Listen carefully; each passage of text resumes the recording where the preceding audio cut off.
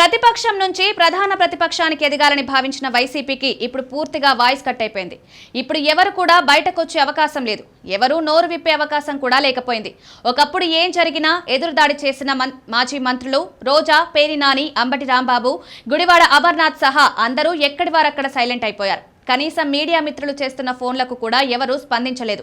ఎవరూ ముందుకు రావడమూ లేదు. సాక్షి మీడియా ఛానల్లో వచ్చిన వ్యాఖ్యల అనంతరం పార్టీ ధైర్యంగానే ఉంది. నాయకులు ఎదురు పోరాటం చేస్తారులే అనుకున్నారు. ఎదురుదాడి చేసిన ప్రత్యర్థి పార్టీలకు చుక్కలు చూపిస్తారనుకున్నారు. కానీ చిత్రంగా ఈ వ్యవహారం సద్దుమణకకపోగా మరింతగా పెరుగుతోంది. రోజు రోజుకు పెద్దదిగా అవుతోంది. ఈ నేపథ్యంలో వైసీపీ నాయకులు ముందుకొచ్చే అవకాశం లేకుండా పోయింది. నిజానికి ఇప్పటికే ఈ వ్యవహారం సద్దుమణిగి ఉంటే వీటిలో ఒక్కరో ఇద్దరో అయినా ముందుకొచ్చేవారు. కానీ పరిస్థితి లేదు. ఒక రకంగా చెప్పాలంటే ఎన్నికల తర్వాత ఎన్నికల కంటే కూడా వైసీపీ పూర్తిగా దెబ్బతింది. కనీసం డిఫెండ్ చేసుకునే అవకాశం లేకుండా పోయింది.